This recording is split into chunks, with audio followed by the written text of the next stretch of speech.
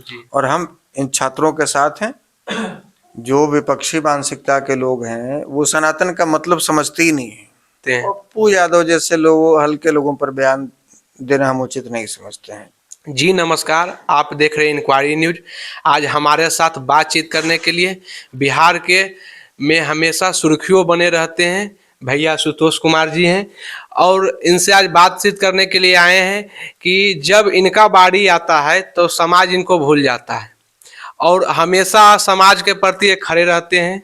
हाल ही का घटना हुआ है नवादा में, इस पर भी भैया के फोन आ रहा है।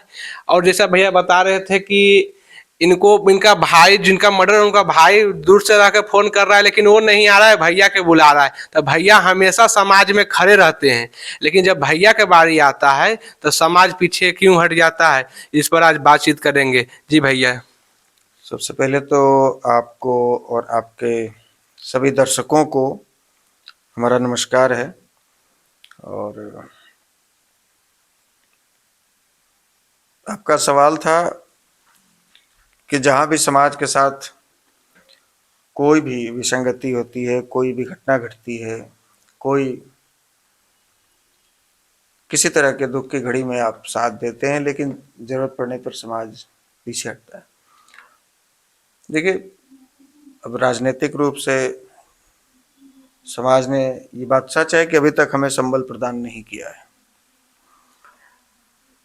बगैर कोई पद का, बगैर कोई संवैधानिक दायित्व का अभी तक जितना बन पा रहा है अपनी क्षमता अनुसार हम मदद कर रहे हैं, लोगों का सहयोग कर रहे हैं, लोगों के सुख दुख में खड़े हो रहे हैं। यदि राजनीतिक रूप से भी समाज संबल प्रदान करे तो और अधिक ताकत के साथ में उनके साथ में खड़े हो सकते हैं और अधिक उनकी अपेक्षाओं पर खरे उतर सकते हैं। बाकी ये समाज की मर्जी है कि हमसे कितना सेवा लेना चाहता है।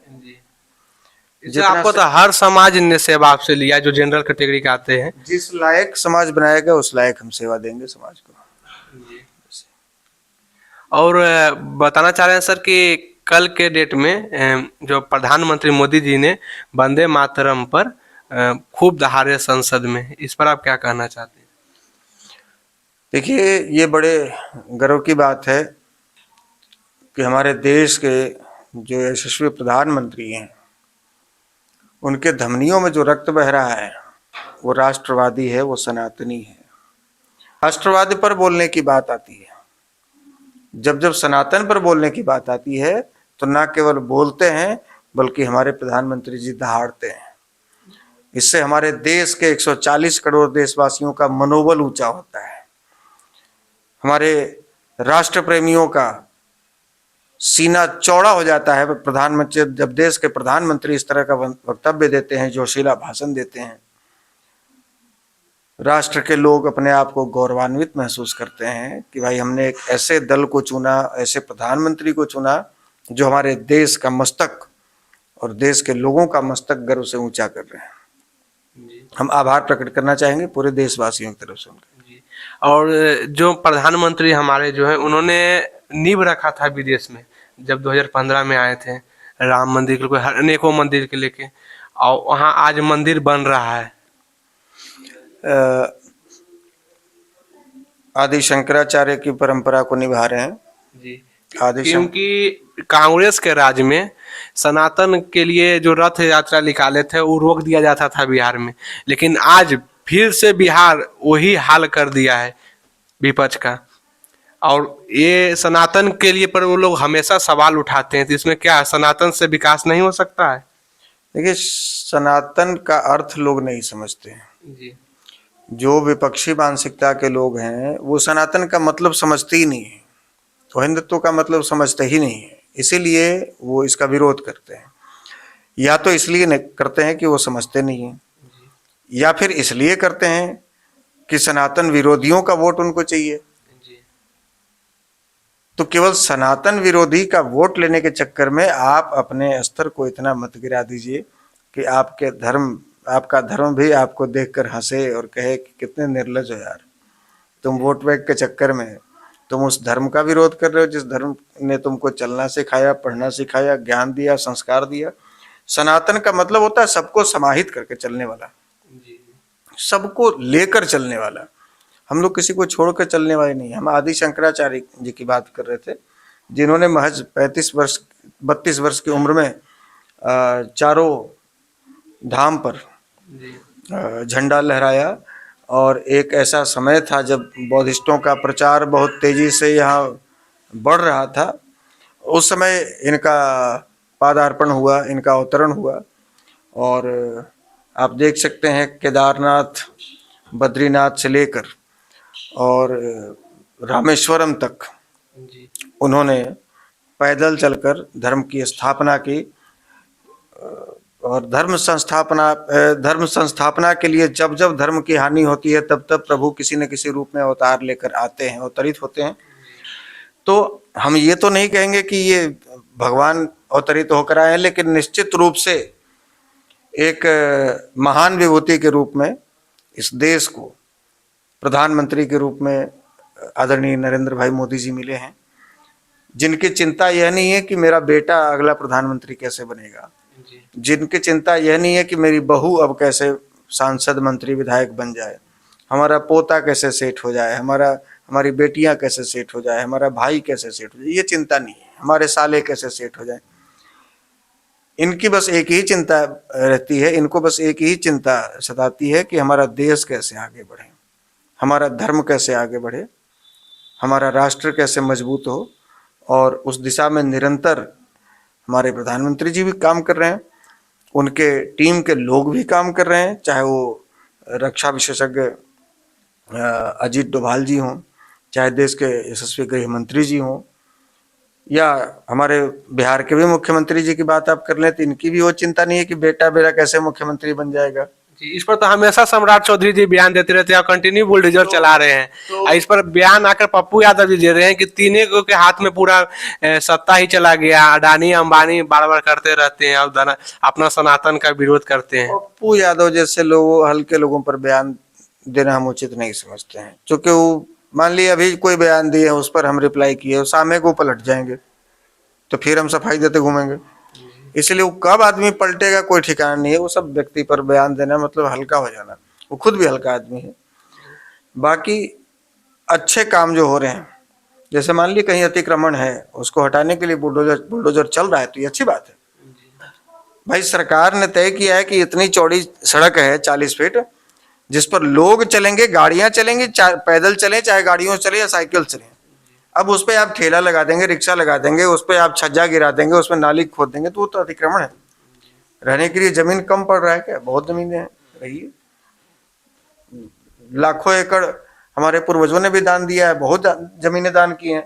भाई जमीनों की कमी नहीं है, लेकिन क्या है कि अब लोगों की आदत है कि नहीं, हमारा 2 कट्ठा में मकान है तो हम 2 कट्ठा नहीं, जब तक हम 2 हाथ नहीं बढ़ के छज्जा गिराएंगे तब तक काम नहीं चलेगा। बिहार के पटना क्राउड एरिया भी नहीं, ये मानसिकता लोगों को बदलनी होगी। सब लोग चाहते हैं कि हमारा पटना दिल्ली जैसा दिखे, बॉम्बे जैसा दिखे, हैं? रोड पे कचरा फेंकिएगा, रोड को घेर दीजिएगा, सड़कें को तंग गली कर दीजिएगा, चौड़ी सड़कों को, तो कैसे बॉम्बे बनेगा, कैसे स्विट्जरलैंड बनेगा आपका पटना? तो उसके लिए लोगों को अपनी मानसिकता बदलनी होगी। और सरकार द्वारा जो एक्शन लिया जा रहा है बुलडोजर का, बिल्कुल सही है जी।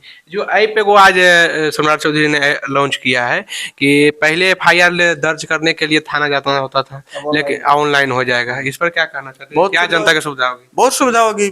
आए दिन लोगों की शिकायतें हमारे पास भी आती थी, भैया थाने गए, हमारा रिपोर्ट नहीं लिख रहा है, थानेदार बदमाशी कर रहा है, डांट के भगा दिया, कुछ सुन नहीं रहा है, विपक्षी पैसा ले लिया, विपक्षी से पैसा ले लिया, बहुत तरह की शिकायतें आती थी।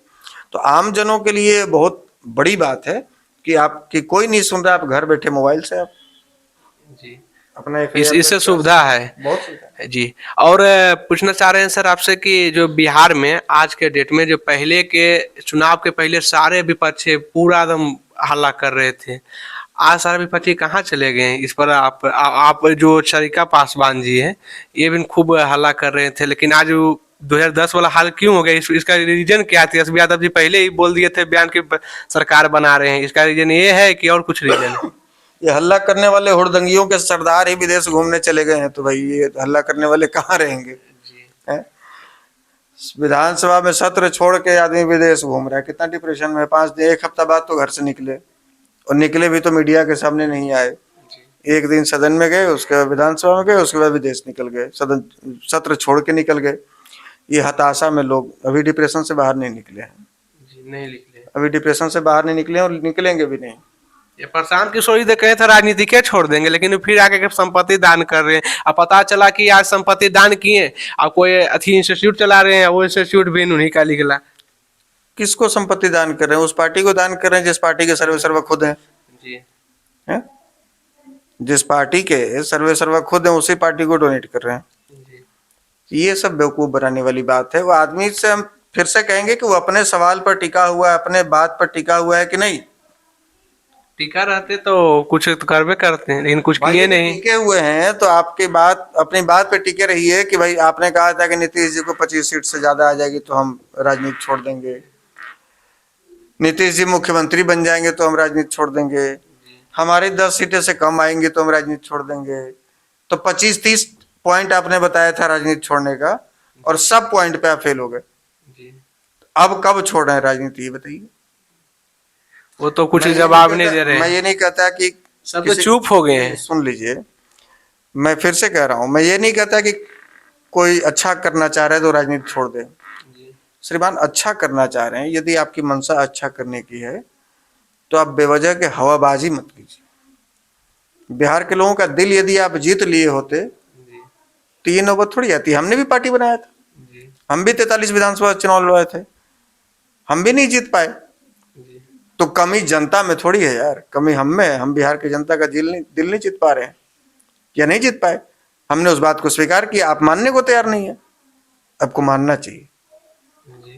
उनके पार्टी में बहुत सारे थे जो कि भाजपा में आ गए, जैसे में आईपीएस नाम समझ रहे हैं, और मनीष कश्यप जी थे। तो मनीष कश्यप जितना बात कर रहे थे, हम यहाँ चुनाव जीत रहे हैं, वहाँ जीत रहे हैं, भाजपा में आए, फिर लिखा लगे हैं।